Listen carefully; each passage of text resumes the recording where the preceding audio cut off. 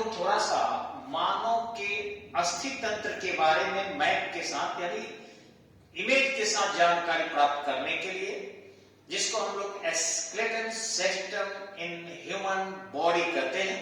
और सबसे पहले देखेंगे आप कि ये जो मानव की बहुत सारी हड्डियां आपको दिखाई पड़ रही है, इसमें ये देखिए संरचना यही है।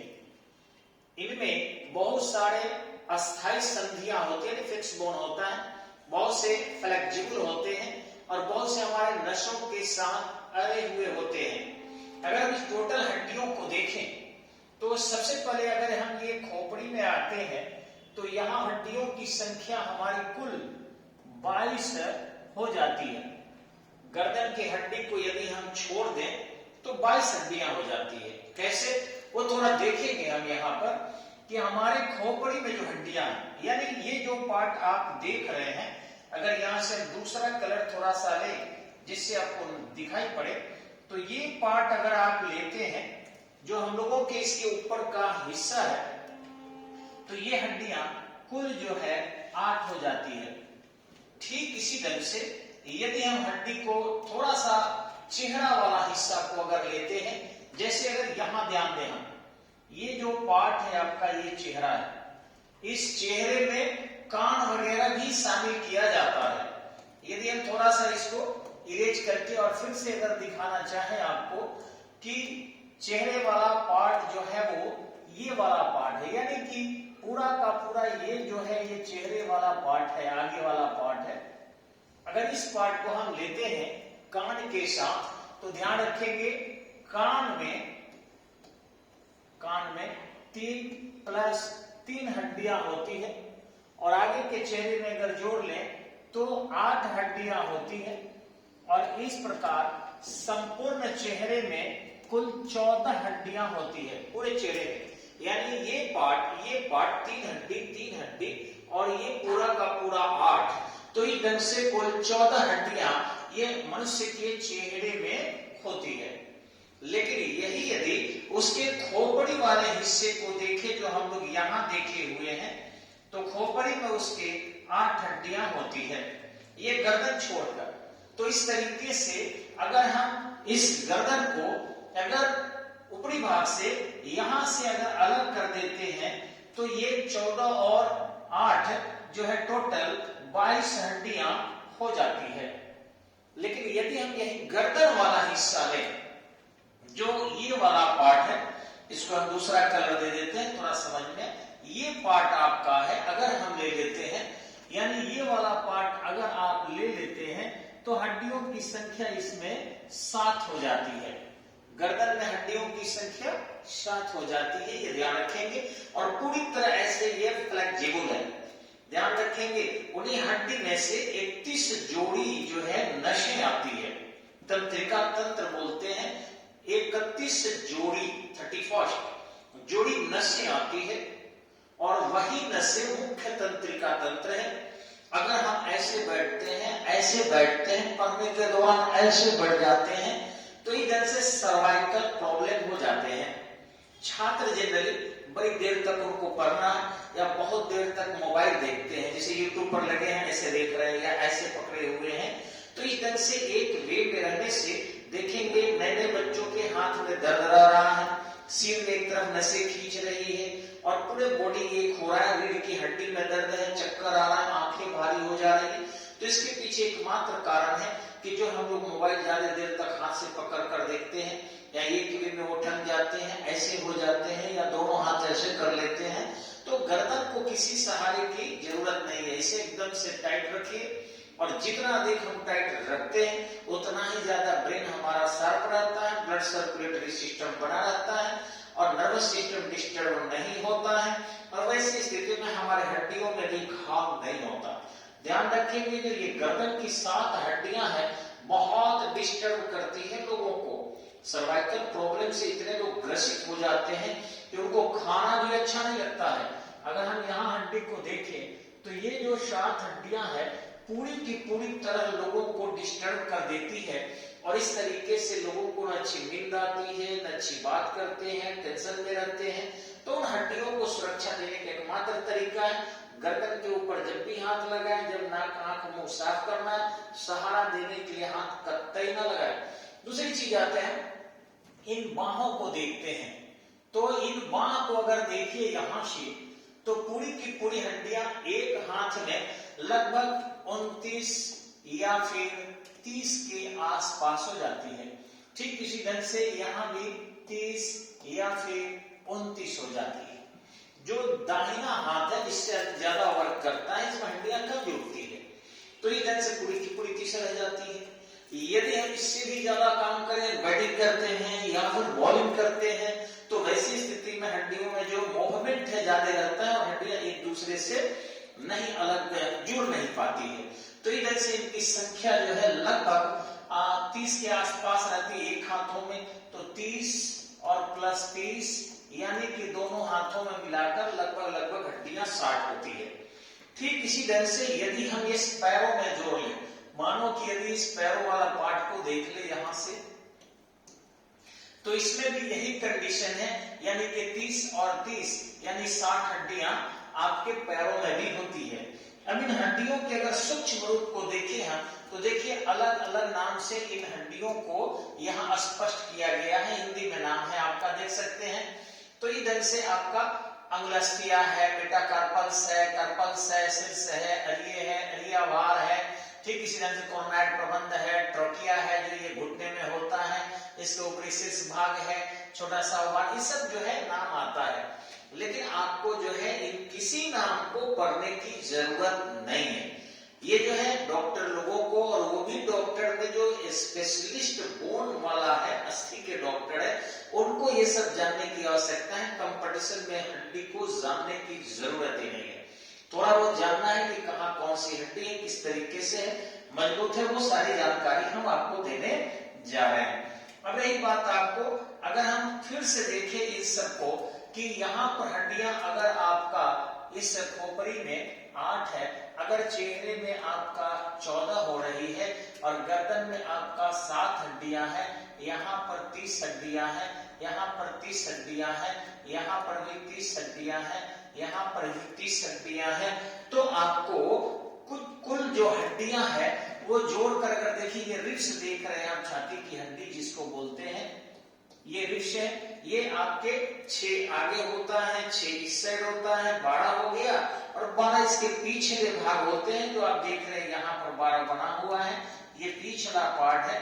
तो इधर से छाती की हड्डी में टोटल जो है आपका 12 जोड़ी अर्थात 24 हो जाता है, और एक यहां से इनको जोड़ने के लिए स्टर्नम होती है। ये हड्डियां जो है हम लोगों के यहाँ वाला पार्ट है, ये स्टर्नम होती है। तो इस तरीके से कुल हड्डियां अगर हम जोड़ लेते हैं तो मानव शरीर में 206 के आसपास हड्डियां हो जाती है। लेकिन एक ध्यान रखेंगे, क्वेश्चन केवल ये नहीं आता है कि हड्डियां कितनी होती है, तो सिंपल सा है, नवोदय विद्यालय में आता है या फिर आपके जोड़ी तिलैया सैनिक स्कूल के बच्चों को आता है, छोटे छोटे कोचिंग वाले पढ़ाते हैं ये, और उसी में जो है तरह तरह की सगुफे छोड़कर अपने और बहुत सारे बच्चों को हंसा देते हैं, काम खत्म। लेकिन हकीकत है कि ये पूछता है कि कौन सी हड्डी जो है सबसे कमजोर होती है, मुलायम होती है। तो ध्यान रखेंगे ये पिन्ना सबसे कमजोर जो है, या सॉफ्ट बोन इसको कहे पिन्ना होता है, और सबसे हार्ड बोन कैसे होता है आपको पता होना चाहिए। जितना अधिक वर्क करेंगे आप, जिस शरीर से जितना काम लेंगे वो इतना ही मजबूत होता है, प्रकृति का नियम है। खूब खाओ, खूब खटो, खूब मजबूत रहो, कम खाओ, ज्यादा खटो तो भी बेकार है, और ज्यादा खाओ कम खटो तब भी बेकार है। तो मनुष्य को खूब खाना चाहिए और खूब खटना चाहिए। लोग इसके विपरीत काम कर रहे हैं, खूब खा रहा है और खट बिल्कुल नहीं रहा है, सारा मशीन कर रही है, और इसी कारण बीमारियां हो रही है, आपको बता रहे हैं। ये देखिए हम लोग का जो ये जोड़े के निचला पार्ट है, नीचे वाला पार्ट जो आप यहाँ पर देख रहे हैं, नीचे वाला पार्ट है ये जबड़े का, ये इतना ना फंक्शन में रहता है कि यहाँ की हड्डियां सबसे मजबूत होती है। लोग ऐसे करने के लिए तो कहते हैं कि मारेंगे तो जबड़ा तोड़ देंगे। जबड़ा इसलिए लोग कहते हैं जबड़ा तोड़ दे, इतना मजबूत है। तो सबसे हार्ड बोन यही होता है। लेकिन मानव शरीर में अगर सबसे लंबा बोन देखिए आप, तो ये देख लीजिए, ये वाला, ये हड्डी जो है यहां से यहां तक मानव शरीर की जो है ये सबसे लंबी बोन होती है, यानी इसको फीमर कहते हैं, हिंदी में इसको जांघ की हड्डी कहते हैं।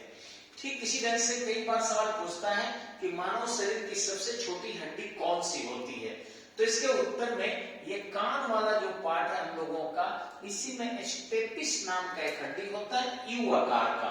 इसका आकार कैसे होता है, ऐसे होता है यू आकार का, और वही जो है इंटरनल ईयर में रहता है, दोनों में एक छोटी छोटी सूक्ष्म आकार की हड्डी।